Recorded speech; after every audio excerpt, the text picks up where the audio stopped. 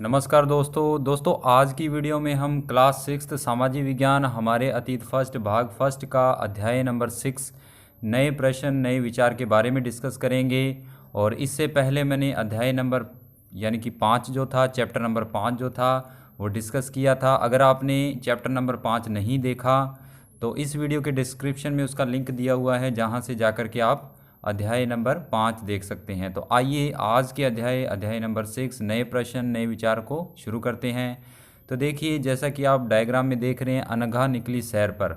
नए प्रश्न नए विचार, कुछ नए प्रश्नों को जानने के लिए, उनके उत्तर जानने के लिए कौन अनघा निकली सैर पर। अनघा आज पहली बार अपने विद्यालय की ओर से सैर पर जा रही थी और उसने देर रात पुणे यानी कि महाराष्ट्र से वाराणसी यानी कि उत्तर प्रदेश की ट्रेन पकड़ी।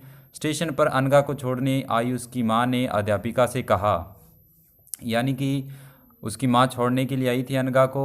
तब माँ ने अध्यापिका से क्या कहा कि बच्चों को बुद्ध के बारे में बताने के साथ साथ उन्हें सारनाथ दिखाने भी ले जाइएगा। यानी कि इस चैप्टर में हम महात्मा बुद्ध के बारे में पढ़ेंगे और महात्मा बुद्ध ने कहाँ अपना पहला उपदेश दिया था उसके बारे में भी इस चैप्टर में हम पढ़ेंगे। तो आइए इस चैप्टर को स्टार्ट करते हैं। जैसे सबसे पहले है बुद्ध की कहानी।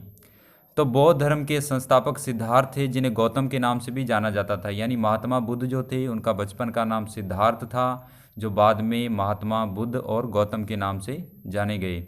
उनका जो जन्म था 2500 वर्ष पूर्व हुआ था। यह वह समय था जब लोगों के जीवन में तेजी से परिवर्तन हो रहे थे। जैसा कि हमने पढ़ा कि महाजनपदों के कुछ राजा इसमें बहुत शक्तिशाली हो गए थे। अध्याय नंबर 5 में हमने ये पढ़ा कि जो महाजनपद थे, वहाँ के जो राजा थे, वो असम में एक यज्ञ करते थे, जिसके कारण वो सबसे शक्तिशाली हो गए थे। फिर देखिए, हजारों साल के बाद फिर से नगर उभर रहे हैं, गांवों के जीवन में बदलाव आ रहा था। बहुत से विचारक इन परिवर्तनों को समझने का प्रयास कर रहे थे, ये जीवन के सच्चे अर्थ को जानना चाहते थे। बुद्ध जो थे क्षत्रिय थे, यानी एक योद्धा थे, और शाक्य नामक एक छोटे से गण से संबंधित थे। यानी उनका जो क्षेत्र था उसका नाम शाक्य था। युवावस्था में ही ज्ञान की खोज में उन्होंने घर के सुखों को छोड़ दिया। अनेक वर्षों तक वे घूमते रहे, यानी भ्रमण करते रहे, अन्य विचारकों से मिलकर चर्चा करते रहे, और अंततः ज्ञान प्राप्ति के लिए उन्होंने स्वयं ही रास्ता ढूंढने का निश्चय किया। यानी उनको पता लग गया था कि अगर वो खुद कोई रास्ता ढूंढेंगे तो भगवान की प्राप्ति हो सकती है, ज्ञान की प्राप्ति हो सकती है। इसके लिए उन्होंने बोध गया बिहार में एक पीपल के नीचे कई दिनों तक तपस्या की। अंततः उन्हें ज्ञान प्राप्त हुआ। इसके बाद वे बुद्ध के रूप में जाने लगे। यानी कि जो बिहार के अंदर एक स्थान था बोध गया, पहले उसका नाम गया ही था, लेकिन जब महात्मा बुद्ध को ज्ञान की प्राप्ति हो गई थी तो वो स्थान बोध गया कहलाया। और जो वृक्ष था, यानी पीपल का जो वृक्ष था जिसके नीचे तपस्या की थी, वो वृक्ष बोधि वृक्ष कहलाया था। और महात्मा बुद्ध यानी जो गौतम थे वो भी महात्मा बुद्ध कहलाए थे। कब? जब उनको ज्ञान की प्राप्ति हो गई थी। इस चीज़ का आप ध्यान रखें। यहाँ से वे वाराणसी के निकट स्थित सारनाथ गए, जहाँ उन्होंने पहली बार उपदेश दिया। यानी महात्मा बुद्ध का जो पहला उपदेश था वो उत्तर प्रदेश के वाराणसी शहर में स्थित सारनाथ के अंदर था।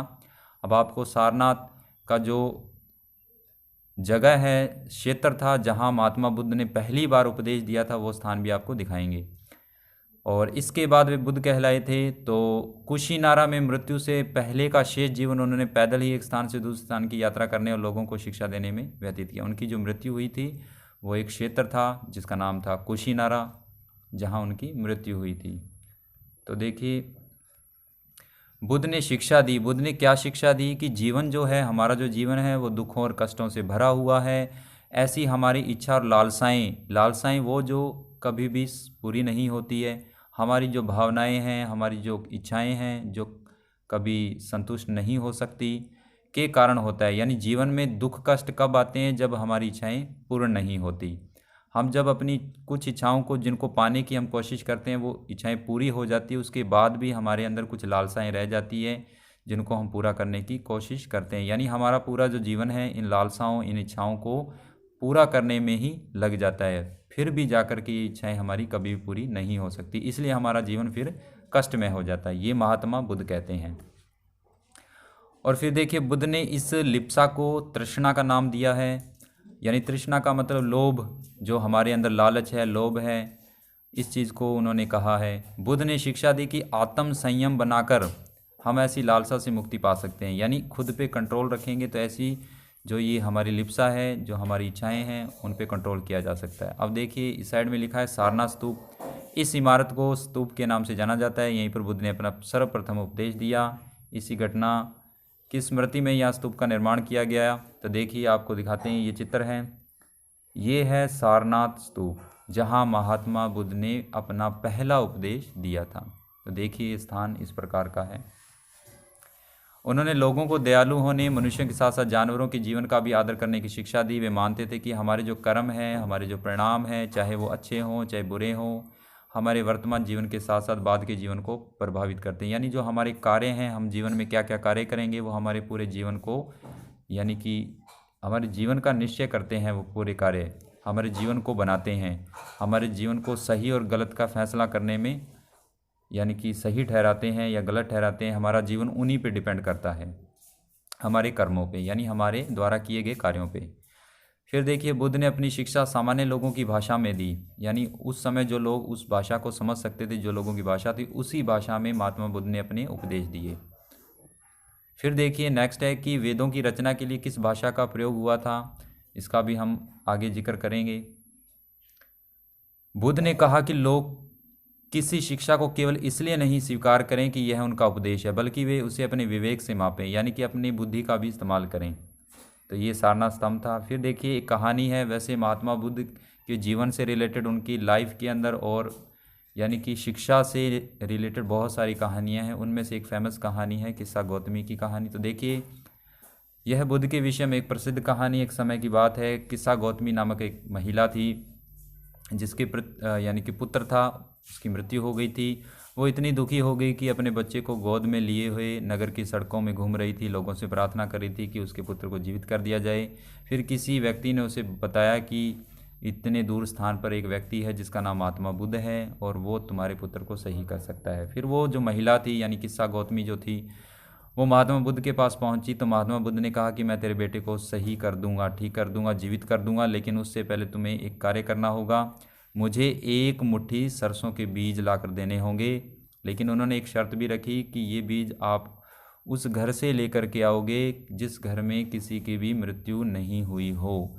तो जो किस्सा गौतमी थी पहले तो खुश हुई, फिर उसके बाद वो जब हर किसी के घर जाती सरसों की, यानी कि बीज लाने के लिए, वो सरसों के बीज तो दे देते, लेकिन जब वो किस्सा गौतमी पूछती थी कि आपके यहाँ किसी की मृत्यु तो नहीं हुई, तो वो निराश हो जाते थे, क्योंकि कोई भी उसे ऐसा घर नहीं मिला जिसके घर में किसी ना किसी की मृत्यु न हुई हो।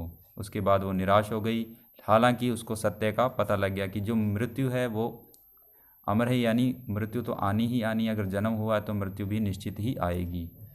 तो उसने महात्मा बुद्ध से ये शिक्षा प्राप्त की। उसके बाद देखिए उपनिषद, जिस समय बुद्ध उपदेश दे रहे थे उसी समय, उससे भी थोड़ा पहले जो अन्य चिंतक भी थे वो कठिन प्रश्नों का उत्तर ढूंढ रहे थे।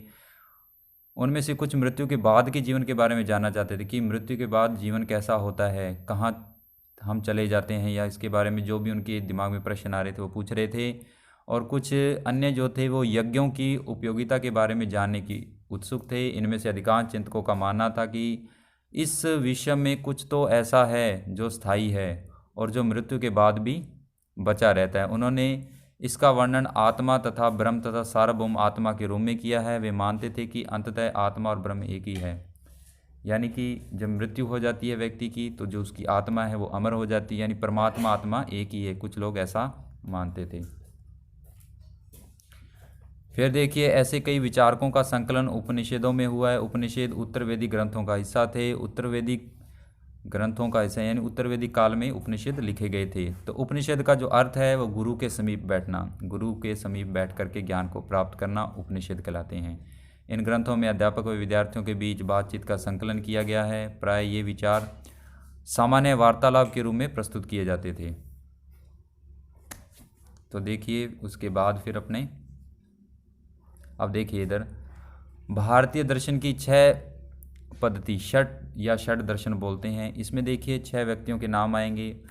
तो सबसे पहले है 6 शाखाएं कौन सी थी। सबसे पहले वैशेषिक न्याय, सांख्य, योग्य, पूर्व मीमांसा, वेदांत, उत्तर मीमांसा, ये 6 पद्धतियाँ थी और इनको क्रमशः किन किन ऋषियों ने लिखा। सबसे पहली जो थी वैशेषिक दर्शन, उसको ऋषि कणाद ने।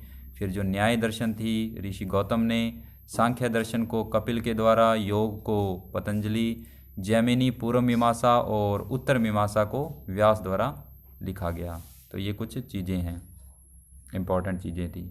फिर देखिए बुद्धिमान भिखारी, तो इसके अंदर एक कहानी पर आधारित है, एक वार्तालाप है, छांदोग्य उपनिषद नामक प्रसिद्ध उपनिषद की कहानी पर आधारित है। देखिए शौनक और अभिप्रतारिण नामक 2 ऋषि थे जो किसकी उपासना करते थे? आत्मा की उपासना करते थे।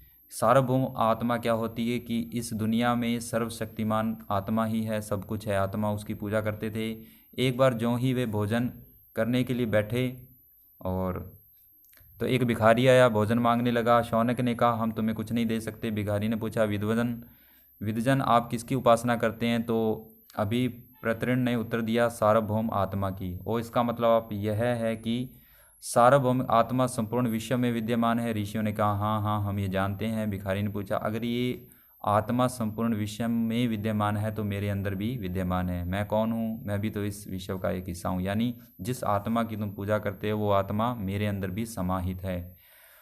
तुम सत्य बोलते हो युवा ब्राह्मण, इसलिए हे ऋषियों मुझे भोजन देकर आप उस सार्वभौम आत्मा को भोजन देने से मना कर रहे हैं, न देकर। यानी कि अगर आप मुझे भोजन नहीं देंगे तो आप जिस आत्मा की पूजा करते हैं उसी को अनदेखा कर रहे हैं। तो उसके बाद भिखारी की बात सुनकर उन ऋषियों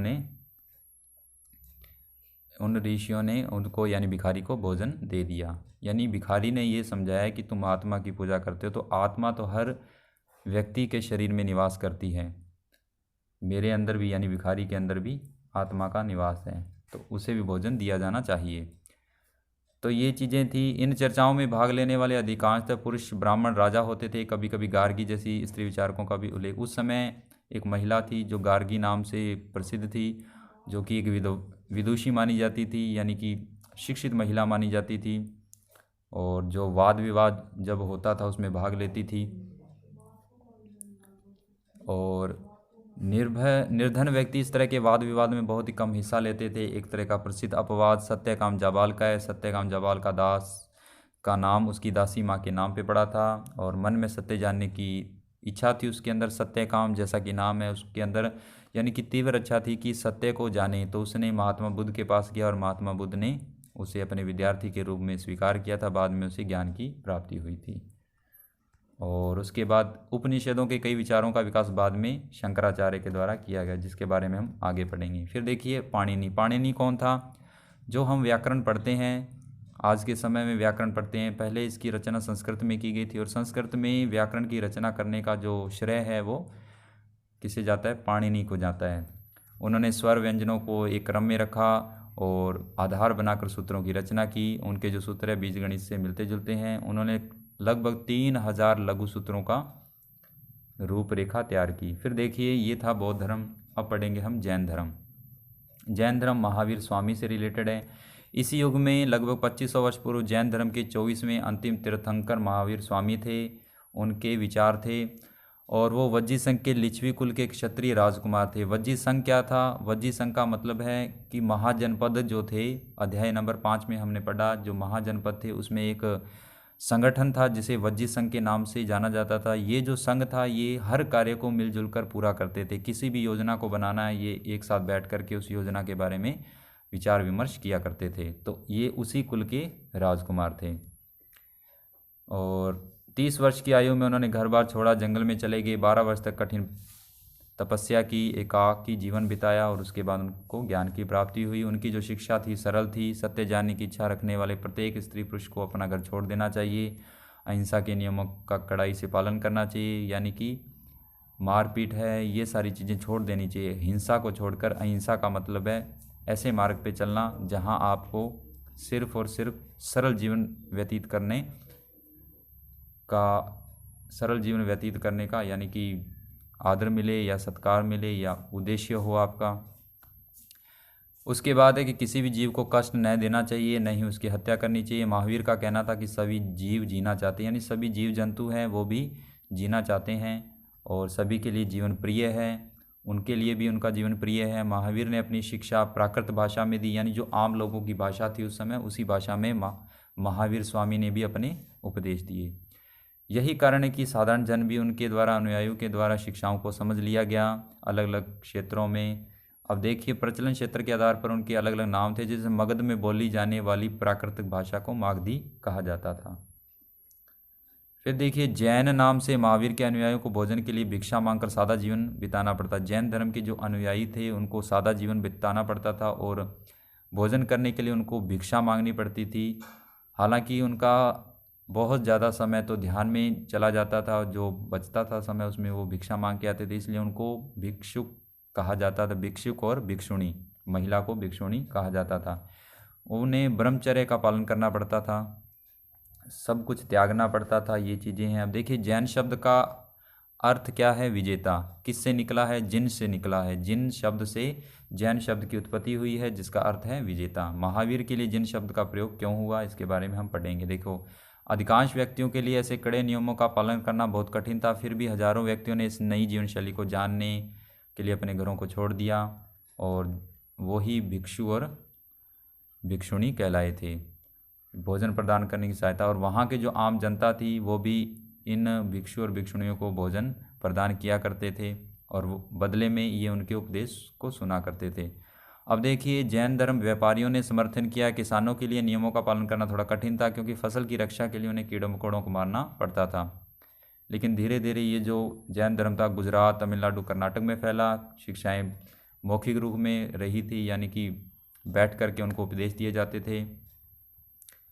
और वर्तमान रूप में उपलब्ध जैन धर्म की जो शिक्षाएं हैं 1500 वर्ष पूर्व गुजरात के वल्लभी नामक स्थान पर लिखी गई थी। ये चीज़ें हैं।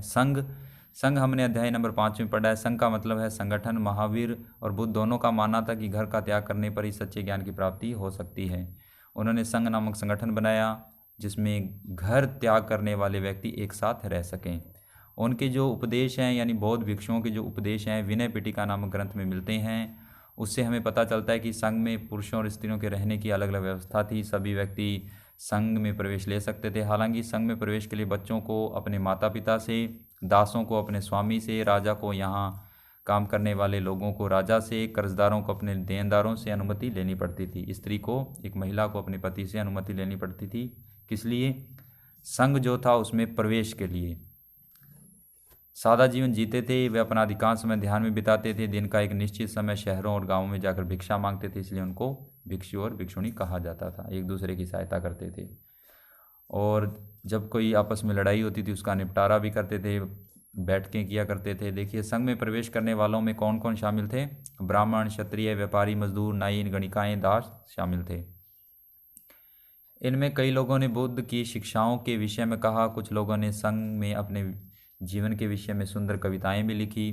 अभी देखिए, पहाड़ों को काटकर बनाई गई एक गुफा, कारले की गुफा है महाराष्ट्र में। इसी गुफा के अंदर जो भिक्षु और भिक्षुणी थे वो बैठकर तपस्या किया करते थे। इसको बोलते हैं विहार। जैन व बौद्ध भिक्षु पूरे साल तक एक स्थान से दूसरे स्थान पर घूमते थे, उपदेश देते थे। केवल वर्षा ऋतु में जाना कठिन होता था। फिर वो इन निवास स्थानों को, जिन्हें विहार बोला जाता था, बैठ करके तपस्या करते थे। पहले ये विहार लकड़ी के बनाए जाते थे, बाद में ईंटों के बनने लगे। एक बौद्ध ग्रंथ से ये ज्ञात होता है कि जिस तरह से महासागरों में मिलने वाली जो नदियाँ होती हैं उनकी अलग अलग पहचान समाप्त हो जाती है, यानी कि सभी नदियाँ जब आकर के एक महासागर में मिल जाती है, उसी प्रकार से बुद्ध के जो सभी अनुयायी हैं भिक्षुओं की श्रेणी में प्रवेश करते हैं, अपना वर्ण, अपनी श्रेणी, अपना परिवार त्याग देते हैं। फिर देखिए, किसी धनी व्यापारी राजा भूस्वामी द्वारा दान में की गई भूमि पर विहार का निर्माण होता था। तो ये तो वही चीज़ें हैं। फिर देखिए, उस समय 4 आश्रम थे, आपको बता दें, जैन और बौद्ध धर्म से संबंधित। देखिए, सबसे पहला आश्रम क्या था? आश्रम का इसमें मतलब क्या है? देखो, आश्रम शब्द का तात्पर्य लोगों द्वारा रहने, ध्यान करने के लिए प्रयोग में आने वाले स्थान से नहीं है, बल्कि उसका तात्पर्य जीवन के एक चरण से है। 4 प्रकार के आश्रम थे। ब्रह्मचर्य आश्रम सबसे पहला था, जिसमें 0 से लेकर के, यानी जन्म से लेकर के 25 वर्ष तक की आयु होती थी, जिसके अंदर उसे वेदों की शिक्षा दी जाती थी। फिर है गृहस्थाश्रम। वो अपने गृहस्थ जीवन में प्रवेश करता था। 25 से लेकर के 50 तक की उसकी उम्र होती थी, यानी विवाह करता था। और उसके बाद वानप्रस्थाश्रम 50 से 75 तक वन की ओर जाता था तपस्या के लिए, और संन्यास आश्रम लास्ट अवस्था 75 से 100 के बीच में, जिसमें वो संन्यास धारण करता था, सब कुछ त्याग देता था। उसके बाद देखिए ये चीज़ें हैं। और ब्रह्मचर्य के अंतर्गत ब्राह्मण क्षत्रिय वैश्य ने से ये अपेक्षा की जाती थी कि वे सादा जीवन जिएं। गृहस्थाश्रम के अंतर्गत वो विवाह के रूम में आते थे, वानप्रस्थ के अंतर्गत जंगल में जाकर साधना करते थे, और कुछ सन्यासी बन जाते थे।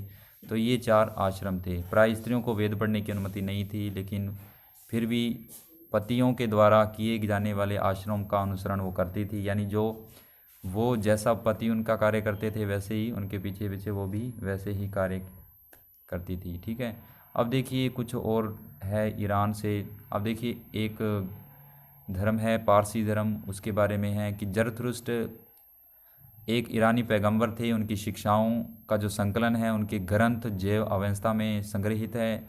जैन अवस्था की जो भाषा है वो रीति रिवाज, वेदों की भाषा रीति रिवाजों से काफ़ी मिलती है, यानी उनकी भाषा हमारी भाषाओं से काफ़ी मिलती जुलती है। उसके अंदर शिक्षा का जो मूल सूत्र है वो क्या है? सद्विचार, सद्वचन, सद्कर्म। कर्म यानी कार्य। ठीक है, हे ईश्वर, बल, सत्य प्रधानता, सद्विचार प्रदान कीजिए, जिनके जरिए हम शांति प्राप्त कर सकें। 1000 से अधिक वर्षों तक जरथुस्त्रवाद ईरान का एक प्रमुख धर्म रहा है। ईरान से आकर गुजरात, महाराष्ट्र के तटीय नगरों में बस गया। ये लोग आज के पारसियों के पूर्वज, यानी पारसी जो लोग हैं उनके लिए कहा गया है। तो दोस्तों ये लेसन यहीं पर समाप्त होता है। यह अध्याय नंबर 6 था, और जिसके अंदर महात्मा बुद्ध और जैन धर्म के बारे में बताया गया है। तो जितना हो सके मैंने इसे डिटेल में पढ़ाने की कोशिश की है, फिर भी कुछ चीज़ें मिस हो जाती है कई बार। तो मैं ये उम्मीद करता हूँ कि आपको ये वीडियो लेक्चर अच्छा लगा होगा। अच्छा लगा तो इस वीडियो को लाइक करें, ज़्यादा से ज़्यादा शेयर करें, और कमेंट्स में हमें ज़रूर बताएं कि ये वीडियो लेक्चर आपको कैसा लगा। इसी उम्मीद के साथ इसके जो क्वेश्चन आंसर है हम इसके नेक्स्ट पार्ट में कवर करेंगे। तो इसी उम्मीद के साथ thank you for watching this video guys. See you the next video lecture. Take care and good bye.